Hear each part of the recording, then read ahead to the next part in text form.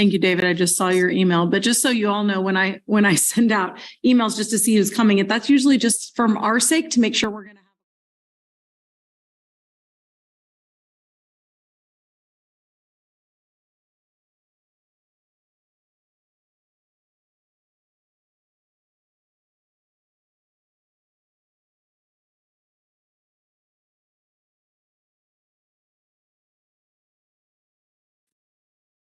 Kurt, are we ready? Okay, it's 3:00 and we have a quorum. Okay, great. Welcome everyone to the March 16th, 2023 Lawrence Douglas County Metropolitan Planning Organization Policy Board meeting. First, I think I'm going to hand it over to Jessica to give us our instructions. Yes, thank you. Good afternoon. We have a few housekeeping items for this hybrid meeting. It is being recorded and broadcast on the city's YouTube channel. Please remember to mute yourself during the meeting when you are not speaking. The chat function this meeting has been disabled and all chats will directly go to me and Paul as co-hosts. Unless you're participating during the meeting, please turn off your video. This allows active meeting participants to be seen. You will still be able to hear the meeting, and when you're participating, you can turn your video on. If you have any trouble, you can send me a chat. The city and MPO reserve the right to mute people or turn individual videos on or off to minimize distractions during the meeting. And now I'll turn the meeting over to Paul to do a roll call vote. All right. Carter? Present. Kelly? Present. Littlejohn? Present. Shipley? Here. Smith? Here. And Thomas? Here. All right. We do have a quorum. Okay, very good. Thank you. That would bring us to our public comments. Is there any public comment in the room? There are no members of the public present. There is one online who has indicated he would like to provide comment by raising his hand. Okay. You can hear me? Yes. Okay. My name's John Thornburg. I've got a comment, two comments. One of them regarding the transportation plan 2050, is it? First of all, you don't see many members of the public coming to these meetings. And as far as users of transportation, multimodal transportation, I don't see them here either. Elsewhere around the country, they're addressing that. Regarding the transportation plan, which I know is important, and I have an objection to what's in it, but I'm not going to be able to stop that or get those concerns dealt with, and I wouldn't if I could. I know how important it is. As a 20-year veteran of the bicycle, it's my experience that the city has consistently progressively disaccommodated cyclists by denying, delaying, and degrading bicycle parking. Now, the first when I tell you I've had 9 bicycles stolen, the first comment you're going to give me is, were they locked? Bart and I've been through this at the Hobbs Park recently. I know I'm not pretty, but I'm not stupid. Here's an example of just one of the locks, one of 7 or 8 locks that were overcome when my last bicycle was stolen. The police said they'd look for it because they could easily find it. It was so distinctive. I found it, got it back, they stole it again. Can you see over my shoulder here what looks like some kind of a weird sculpture? Is a folding 3-wheel bike. That'll be about $3,000, and when it's stolen again, that'll be it. If you want to see an example of the denial of facilities, go to the Santa Fe Depot. There was a $7,000 cargo bike parked over there for several days. Okay, even the book tells you you need long-term bike parking over there. If you want to see a more egregious example, go to what's now called the Carnegie Building. Since 2010, there's been no bike parking at that building at all. And that's where you go if you want to make input to things like the strategic plan or to vote. Where are you going to park a bike? Yeah, a worse fate than the Carnegie Building is what happened at the Lawrence Senior Recreation Center. The city does not have a bicycle specialist. Now, you've got someone in the room there who could sure talk about it, but the fact is that the Senior Resource Center, they were going to put bike parking in front of an emergency exit. I managed to get that stopped and they put it in the worst place. Most egregiously, and the reason I'm here is because Lawrence made history, American history as far as I can tell, when it opened a public library, not once but twice, and had eliminated bicycle parking altogether. If you think that that bike corral is serving the purpose, it's serving the purpose because cyclists would not go away. So I thank you for your service. There's some thoughts for you. Thank you. Is there anyone else? I see no one else. All right. Let's move ahead to the approval of the minutes from January 19th. Are there any changes or comments?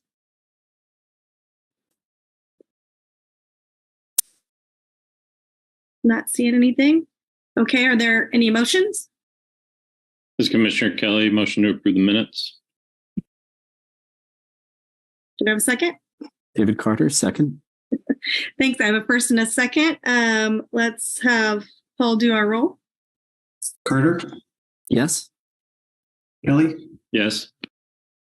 Littlejohn, Yes. Shipley, Yes. Smith, Yes. Thomas. Yes. The motion passes unanimously. Great. Thank you, everyone. Then that brings us to the big juicy item of the day, Transportation 2050. Thank you. We have before you for a second time since bringing it last time and putting, with your permission, T2050 out for public comment period. We have brought back to you the revised drafts, the public comment received during the 30-day public comment period, and our staff comments and some other comments we received from our staff advisors team and the responses and where we've made changes there also for transparency in this process. Paul's going to review some of those. We've attached the staff presentation we shared previously and with our other committees. I'll let Paul go ahead and share his screen and share the document with you to review just a few of the comments and the types of responses that we had at this part in the process. We're just going to highlight some of those. If there's others you would like to talk about, we would be happy to do that, or anything else in the plan. So go ahead, Paul.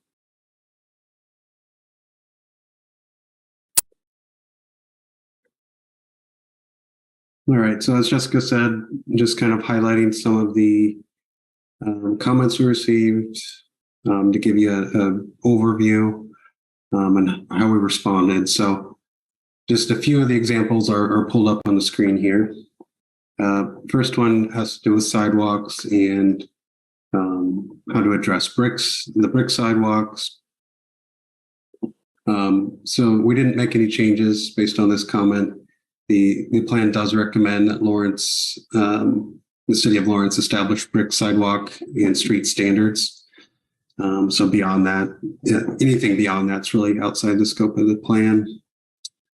The next comment is really focused on kind of education between different users, people driving and riding bikes, and did not make any changes. And again, pointed to a place where this is addressed, and that being the City of Lawrence Neighborhood Traffic Management Program, which does have an educational component with it. The next comment had to do with street trees and an individual wanting to be able to plant street trees, I believe between the sidewalk and the street, and ran into some issues doing that. Again, this is a little bit beyond the scope of what this plan deals with, as it's more up to individual cities on their regulations regarding street trees. But we did recommend the person that made this comment submit these comments to the Lawrence Land Development Code steering committee as they work on that update. That is an issue that could be potentially addressed there, dealing with street trees. Bicycle parking, we did have a comment to add more information on bike parking, bike lockers. We do recommend in-depth trip amenities and bike parking as a strategy in Chapter 6. And the Lawrence Bikes Plan and Countywide Bike Plan both address in more detail. Another comment had to do with transit and specific service recommendation. And that's, again, kind of outside the scope of this, and that's more appropriately dealt with the transit route redesign planning process that Lawrence Transit takes on every so often. A few items that we did make changes on, some just having to do with the wording and language used of using bicycle instead of bike and motor vehicle instead of vehicle. So made some of those changes. Also a comment on the types of bikeways. We had some redundant listings and some missing. So we did update that based on the more recent bike plans that have been adopted, do have some of that more up-to-date language. So just pulled some of that over to address that. And we did have comments from, so all those comments above were from the public at large. We did have comments from some of our staff members and partner agencies that we work with, Federal Highway Administration. A few of those changes, a comment about environmental and economic impacts related to congestion, just wanting more explanation or clarity. So we did edit that section for overall clarity and ended up deleting the reference to economic and environmental impacts to congestion. The next comment was we're projecting some financial shortfalls in certain jurisdictions. So have any strategies been explored? We did add potential new funding sources, a sentence about where those could come from. Again, Lecompton showing a operations and maintenance shortfall. And we did speak to Lecompton and they indicated that their expenditures would be cut to match revenues as needed. And those tables were also adjusted.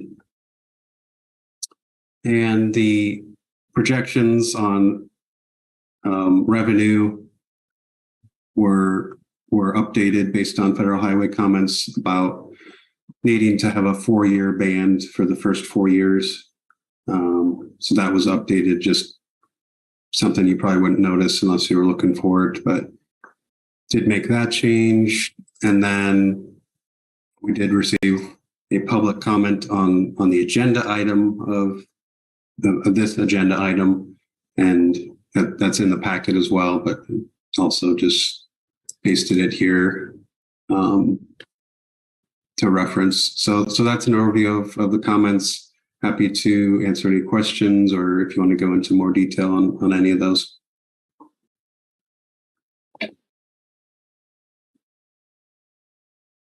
Paul, David Carter here. Could you clarify a little bit how the comments that you've documented here differ from the public comment that's listed separately in the full agenda? Sure. Okay. So the comments up top here they were received during the 30-day public comment period. The comments below were received after that period had closed, but once we had this agenda put out, so they were commenting on the agenda item. Got it. Thank you.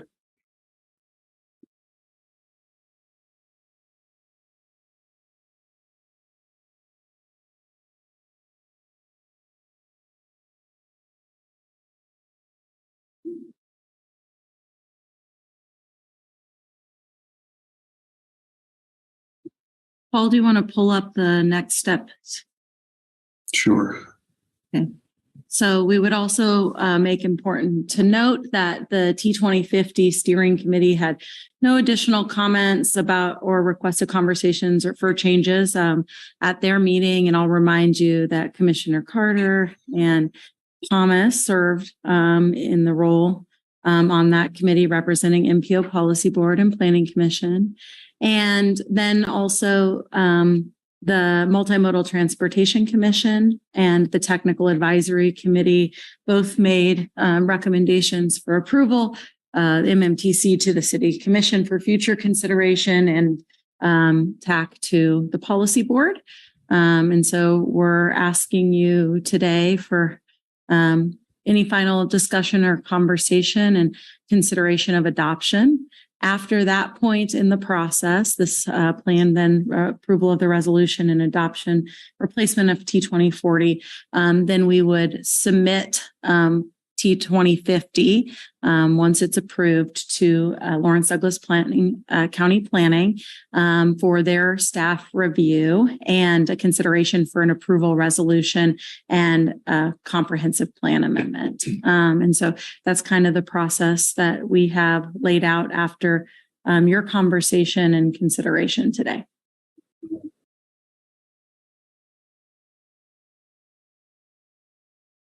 Jessica, while I, excuse me, do not know Mr. Thornburg, I found it somewhat interesting. I had the conversation today about bike parking as well, and how without adequate bike parking and safety, that is a limiting factor on who's going to ride and where they're going to. So could you talk about that some? What role do we have in that? Sure. So as we're writing Transportation 2050, oftentimes this process, we're in a year-long process to do this work. And we have in the interim years between the 5 years of the last plan and the updates, done the staff work to update the mode specific plans. So that's the things that you see referenced, like the Lawrence pedestrian plan, the safe routes to school plans, the Lawrence bikeway plan, the countywide bikeway plan, the intelligent transportation systems plans, all of these more specific plans that we don't dive into that level of work when we come to do the long range transportation plan, because we don't have capacity to do that. So we roll all of those into this long range transportation plan. In regards to parking, the parking conversation isn't a new one. It's something that we have done historically before there was a multimodal transportation commission at the city, there was a city county bicycle advisory committee. And when we staffed that committee a number of years ago at this point, we did, in relationship to bicycle parking, a lot of inventory of downtown bicycle parking. Admittedly, in the land development code, that's where the provisions are to regulate bicycle parking, Article 9. And so the MPO hasn't had a role. We've given staff comments in that process when the City County Planning Office and the Planning Commission initiated the revisions to Article 9 in the last round. And that did add additional provisions around short-term and long-term bicycle parking and development. I think the long-term bicycle parking is something in a previous downtown action report that we have called for as a future action, and that has lived there. It hasn't there's been no implementation of that. I think the first implementation we're going to see of bicycle lockers is going to be with the transit central station. And that's something transit's picked up. I don't know operationally if it's been discussed in terms of who owns it and how that all works. I think that programmatic approach would probably need to be decided if it was a city operations issue as part of budget process, or if it had an extensive amount of capital with it, if it belonged in the CIP. I haven't, being MPO transportation planners, we've been on the edge of some of this planning work and having conversations that have identified those issues and plans. And that's kind of the extent of where our policy document either recommends it or notes those issues as they've been addressed over time. So there could be additional issues. I think some of it lives in planning code and land development code. And admittedly, how the central business district is handled in relationship to parking. The thresholds are only met when you redevelop. So a location that does not have bicycle parking, there's no retroactive enforcement to go install bicycle parking, just like there wouldn't be parking or other provisions unless they meet the thresholds in the land development code. And so all of the downtown parking in that regard has happened based on one-off grant projects or initiatives, whether that's Parks and Rec or things we did at the previous Bicycle Advisory Committee, but there's no requirement for additional bicycle parking in the central business district because it was tied to car parking, and we separated some of that. But I still think there's still some review and improvement that could happen in that, and that hopefully is something they'll consider as part of the land development code update. Okay. So in regards to, I don't think those issues are new. I think the processes where those issues need to be handled, that we would encourage citizens to go to those processes. And I'm not sure as far as retrofitting city buildings in terms of, as a property owner, where that belongs in terms of a city process. Is that Parks and Rec? Is that, city municipal service in terms of who maintains the building? So, I think if there's probably additional conversation that could be had directing people to the right place. I'm not sure this large policy document, that's the long range transportation plan, is the right place to make progress on that. We already have a policy statement that says we should encourage end of trip facilities. How could we find out to let Mr. Thornburg, although I'm guessing he has researched this backwards and forwards, but where would we go to find out who does need to address this?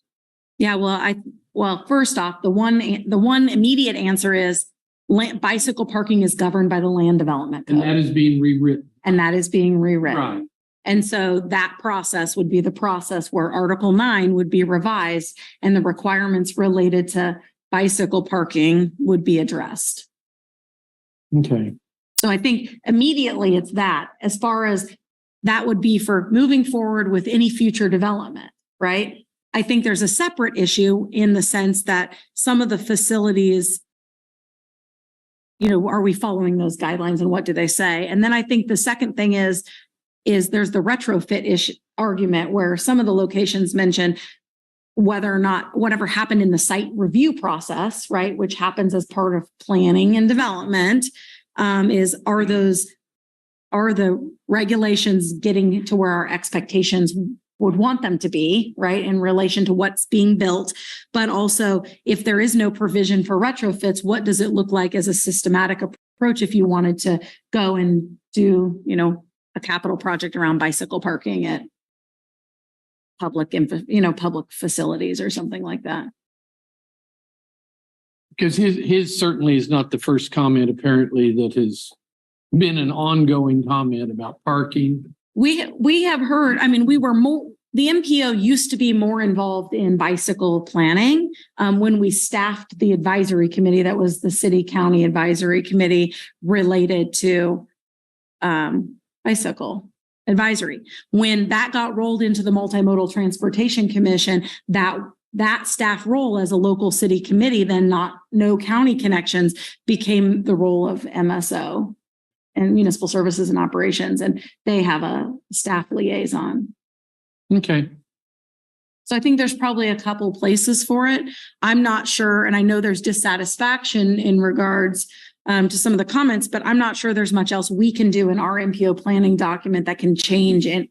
That's going to more significantly change the outcome. And that's what I needed to know.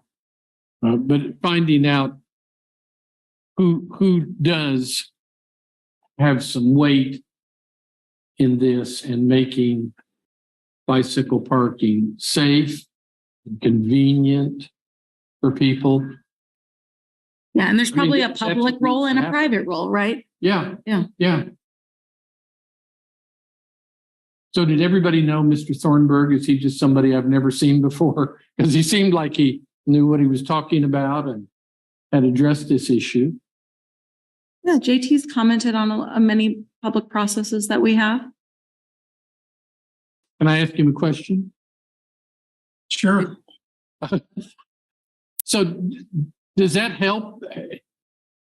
Not a bit. You already know who to go to, and I know all about it, and I've been all over the country and around the world. Okay, this comes down to a political issue, and it's going to have to be the city commission. What you've heard, the second most obnoxious question that I get after were your 9 stolen bikes locked is, have you talked to Jessica Mortinger?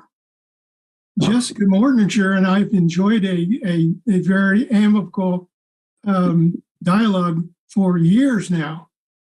But what you've just heard is another aspect of the shell game that's being played.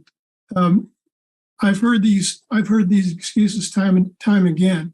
When the city was going to rewrite its bicycle or its parking code, they said that's where you need to be. Well, I was there and I'm here, but I want to thank you, sir, for asking some good questions. I can give you all the answers to the questions that you probably have, but the reality is out there on the street. Thank you. well, I appreciate your input. I mean, it is something certainly that I think needs to be addressed. So thank you. Thank you again.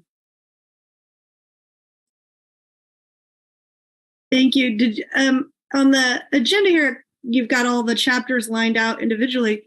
Did you intend to say something about each chapter, or did you just do that for our convenience for clickability?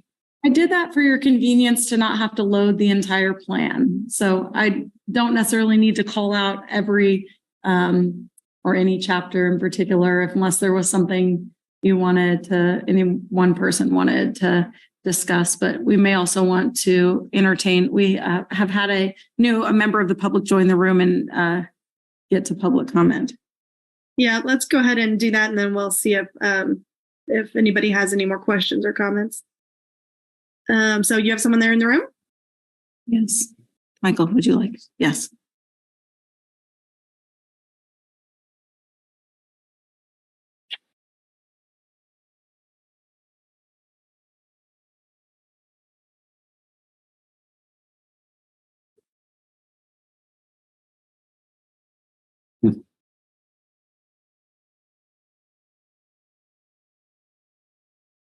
Hi, I'm Michael Allman, Sustainability Action Network, and thank you for the opportunity. We submitted a few comments. I think they went over that earlier, some of which was taken into consideration.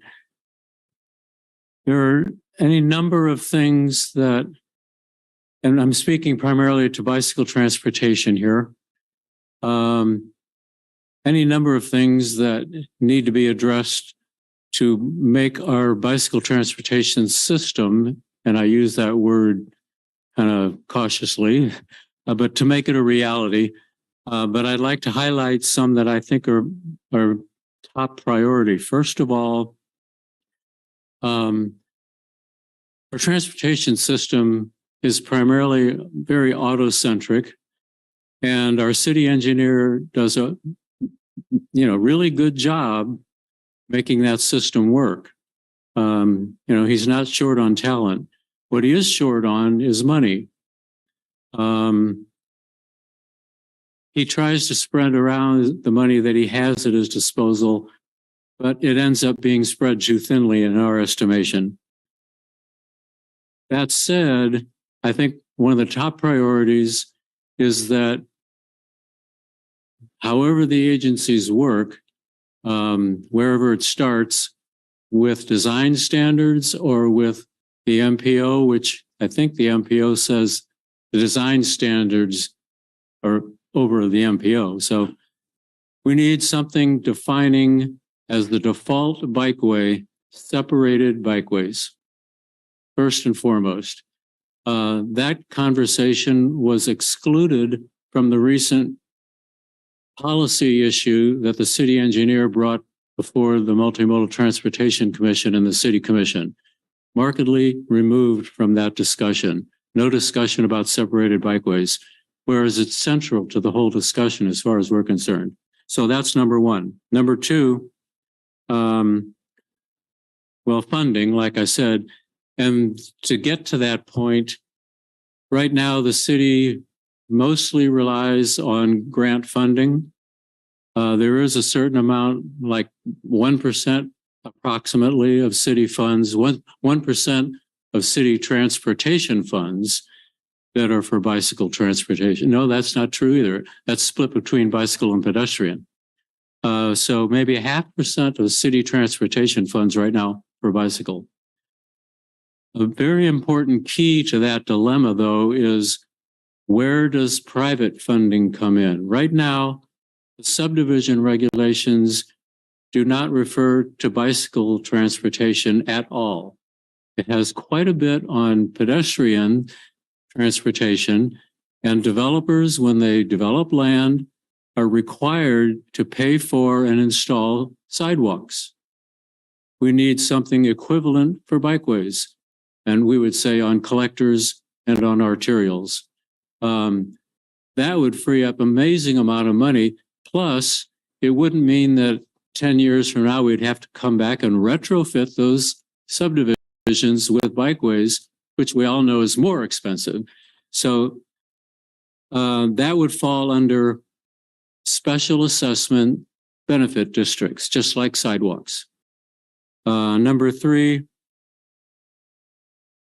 as Commissioner Thompson was talking about, when he was talking about the parking issue, it became clear that there's a disconnect between making the plan an MPO, which is a nice guidebook, but has no power to implement anything, and then wherever it is, whoever it is, that then figures out how to do it. Most cities have a position, if they're taking this seriously, of a bicycle transportation coordinator. And Lawrence has any number of coordinators right now, sustainability coordinator, equity and inclusion coordinator, affordable housing coordinator. That's the kind of person that actually makes it work, that pulls all the pieces together. We've been struggling with bicycle transportation for 40 years plus, since 1976 pedal plan. We've made very little progress. So those are the three things I feel right now are the most important. I agree with the whole parking issue, and we have comments that we already submitted on that. So thank you very much.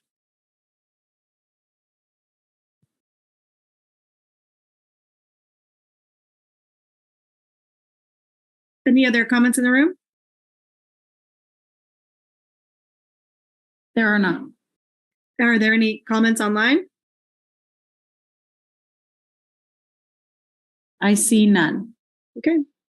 All right, let's bring it back to Commissioner. Are there any questions or comments on any of the other sections? David Carter here. I wonder, Jessica or Paul, if you would care to respond to Mr. Allman's observation about bikeway design and the proper context for how that's addressed. One of the things I've experienced through my participation with the pedestrian steering committee and also with this with the T2050 committee is that just about any time I ask a question, there's something already addressed in one of the plans. And yet both Mr. Allman and Mr. Thornburg raise important points about things, just because they're in a plan doesn't mean they make their way into practice.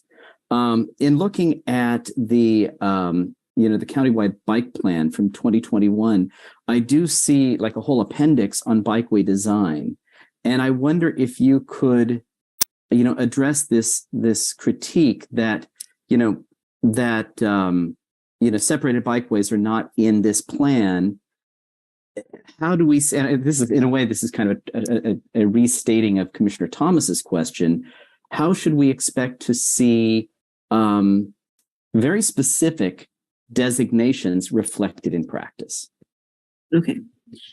So in both the Lawrence Bikes Plan and in the countywide bikeway plan, we heard these comments in the community around design when we went to do those planning processes.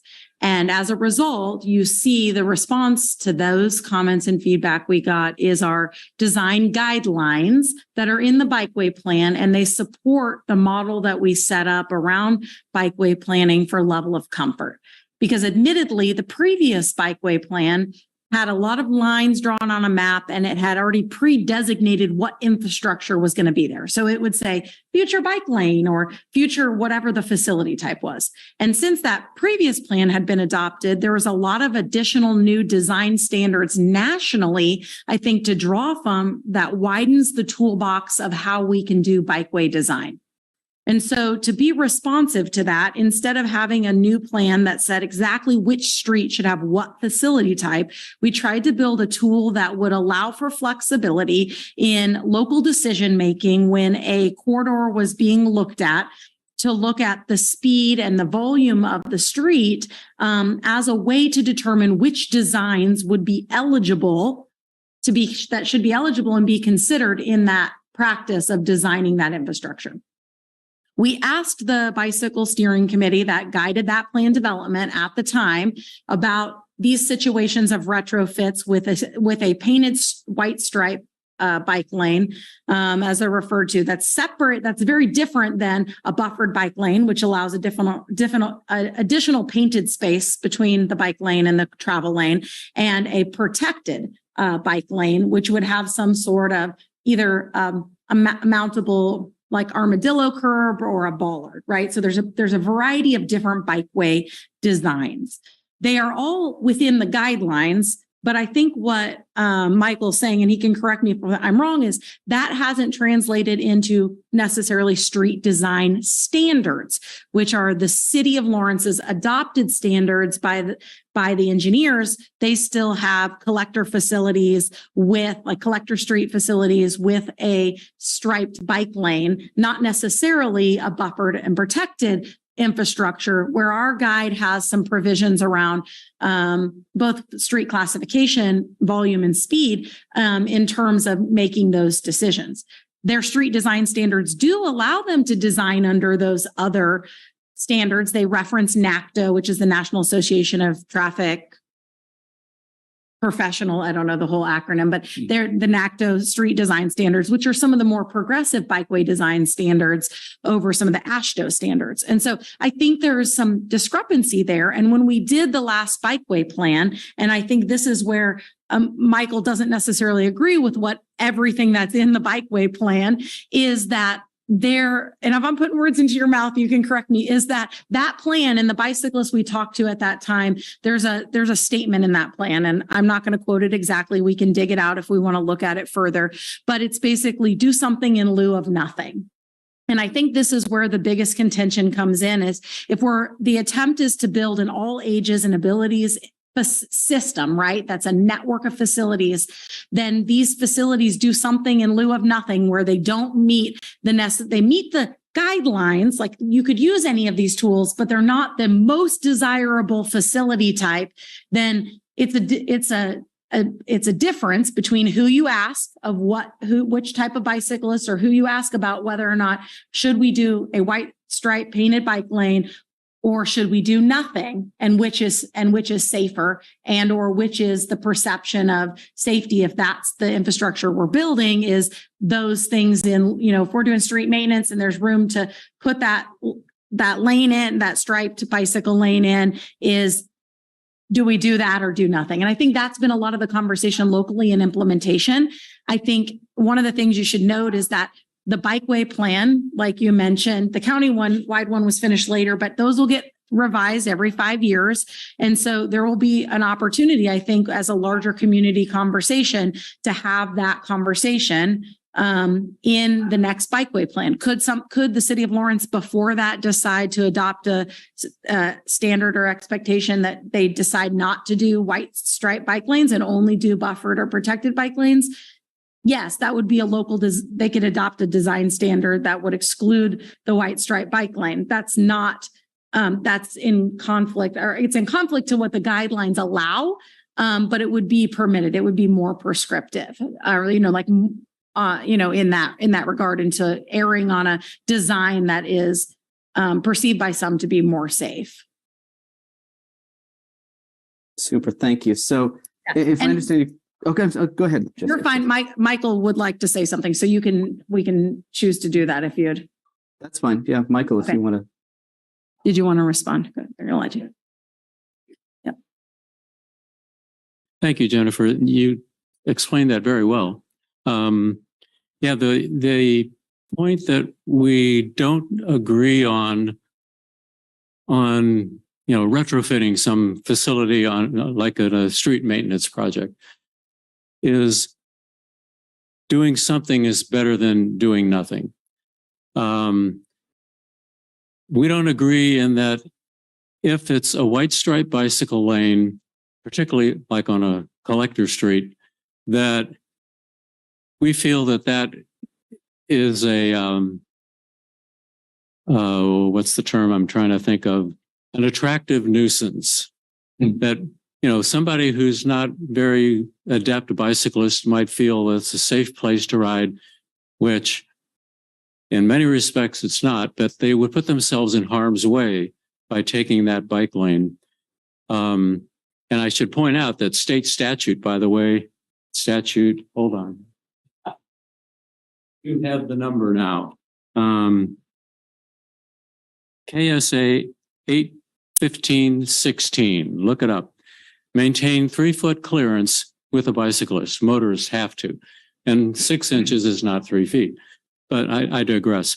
What I mentioned earlier is that because there's not enough funding in the city for bicycle facilities, we think it should be upwards to 10% of the transportation funding. The city engineers spread that money out too thinly. We would say that rather than trying to put a white stripe on every street in the city, which we feel is, you know, inadequate, that take that money and concentrate it more in, you know, particular projects just to do the project right so that it's actually usable and attractive and safe for people. You know, spreading it around, the city engineer seems to think and has said that in any given project, we'd rather do that and, you know, make an improvement there. We don't agree that it's an improvement if it's just a white stripe. Oftentimes, they even run the numbers with the level of comfort, and the level of comfort doesn't change just because they put a white stripe there. So I don't think it's really a solution at all. We can have some of those in the city if people feel it is appropriate in some locations, and it could be, but we feel that separated bikeways should be the default design, and then resort to something else if it's not possible. So that's it's prioritizing things. Thank you.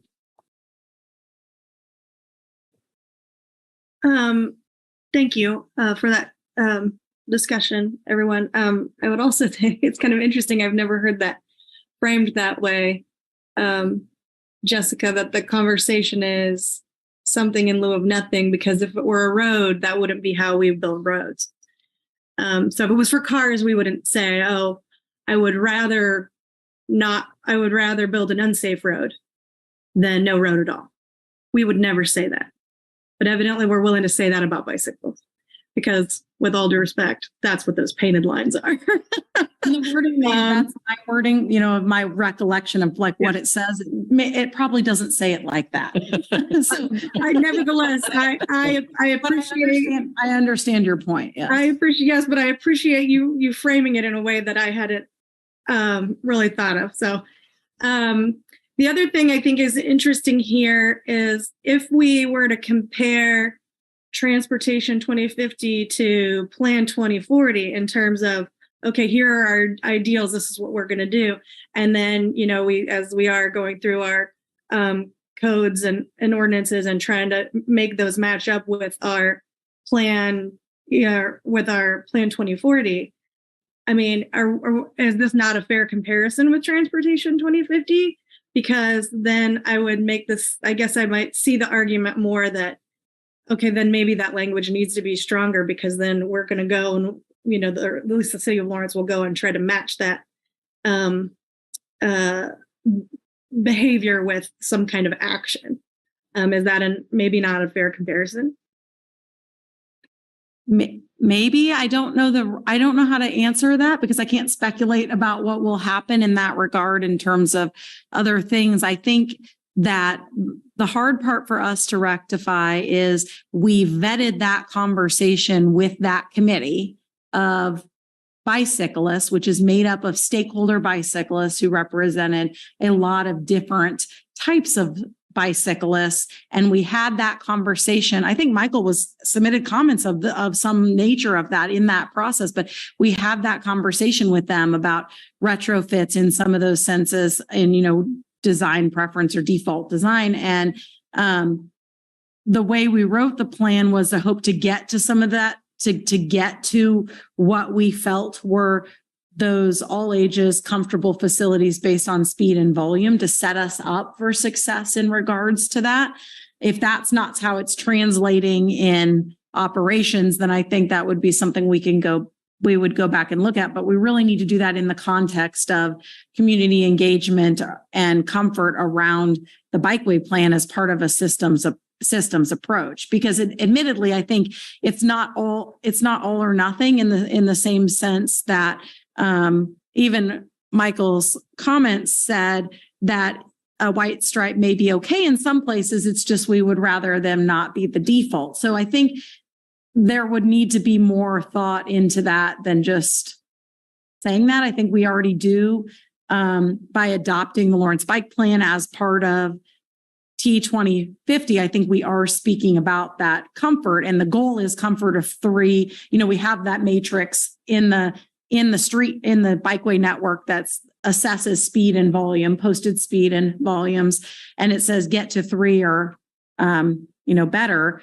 And in that sense, then if there's not an improvement, then that's still that action, whatever the city action that's being taken is still not meeting that plan goal if it's not improving the comfort. So I think that metric is already there. I'm not sure how much more we could do that unless the city itself decides, we're going to eliminate this as an option or without these special provisions, or I don't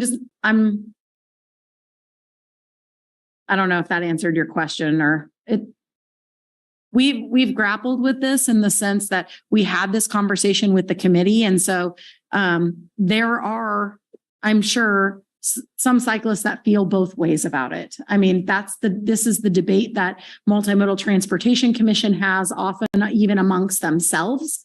They haven't made this decision even sometimes between shared use path and on street infrastructure or striped lane. And it depends who you ask and what their experiences are based on what their recommended facility is. And I'm not sure we should make that. I'm not sure it's our role to, we've set the expectations. We have guidelines that allow these provisions. I'm not sure it's appropriate for us to take that off the table exclusively if that's what can happen in terms of connecting bikeways or doing other things. I would want it to be a larger consideration than me saying like, oh, let's just do that.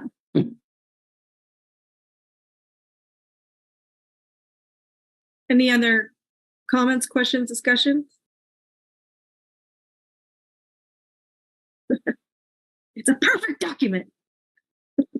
So what is the new facility called that's being built? What's the name of that? That central hub or whatever it is? Oh, Central Station. And you say it's going to have lockers for bike. The last time I saw designs, it had bicycle lockers. It has interior bike storage. So there's like a bike room. And that is funded by the city? That's a city infrastructure project.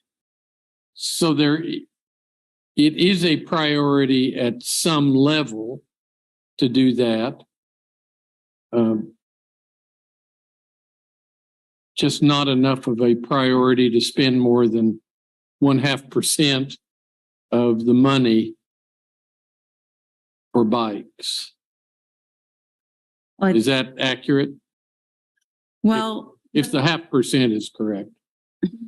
That money we're spending on the transportation hub came from a tax and I would it's say a transit different than sales tax. yeah, that's different than I think the money that Mr. Ullman's referring to generally in our budget. Yeah. And the money issue gets challenging because first off, it depends. Are you counting all the standalone Lawrence Loop projects? Then if you're only considering the dedicated bicycle and pedestrian funding that's going to prioritize improvements of standalone bike ped projects, then there's also additional, sidewalk projects if we're talking about those, but any bike or ped project that's incorporated as part of a roadway project isn't accounted for necessarily separately. So for example, 19th Street, Castle, when it, had its most recent project, or Clinton Parkway or Wakarusa, the bikeway decision of choice was a shared use path, and none of that's accounted for as bike ped infrastructure. Some of those costs aren't pulled out separately from those like roadway projects. So it's hard to assign a percentage. But I think in general, the percentage of standalone money is low in the sense that if you're talking about building a network, the roadways you're going to need for bikeway network are not always going to be the same roadways you're doing big capital arterial projects on. And so standalone money is important if you want to make significant progress on developing a low comfort or a high comfort bikeway, which does cost more than what you're getting at, your standalone bike ped funding. Transit money in that. Oh, okay.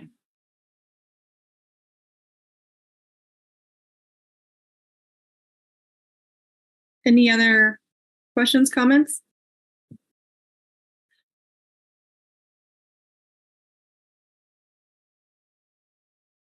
Okay. I guess then I'm looking for a motion.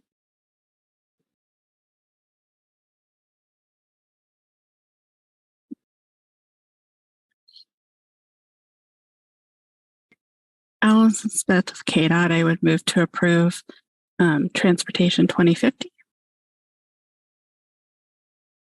This is Commissioner Kelly, and before I go ahead and second, I just want to sort of address a comment that came earlier that there was no concerns with this plan. I think what our job really is to do is to make sure that a process was followed and was raised, and this still has many steps to go. So while we're approving it to go on to that next step, I think that's sort of the next. I think we're approving it to the next step. Was the process followed? We took public comment. There's always going to be conflicts in this policy, and I appreciate those members of the public who came out and sort of offered a perspective. And I think that's really important to consider. But I want to appreciate staff's work on gathering all that public comment, responding to that public comment, and then incorporating the changes as necessary. So that's just my comment. And with that, I will second.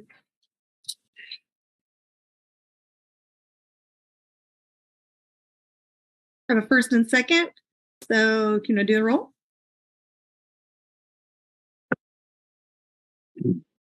Paul, you're muted. Carter, Yes. Kelly, Yes. Littlejohn, Yes. Shipley. Yes. Smith, Yes. Thomas. Yes. The motion passes unanimously. Excellent. Yes, great work, staff, and interaction with the public, and really a lot of comments in the document that were really interesting to read. So thank you. That brings us to quick updates. Okay. We just have two items for your attention. The first of which is we were successful in our partnership with Lawrence and Baldwin City and Eudora at winning a Safe Streets and Roads for All planning grant for a Vision Zero safety action plan. And we are in conversations with our partners at the city to work with our federal partners to get to an agreement so we can begin that work. That's going to be really exciting. And the second thing is that we have a public comment period out right now for the 2023-26 Transportation Improvement Program Amendment 1. And you will see that before you in April. Very good. Thank you. Any questions or comments? Okay. Then that brings us to other business. Any other business? Nope. Okay. Then that brings us to our next meeting, should be April 20th, unless Jessica emails us and indicates otherwise. We'll see you then. Thank you. Okay. Thank you, everyone. Have a great day. Thanks so much.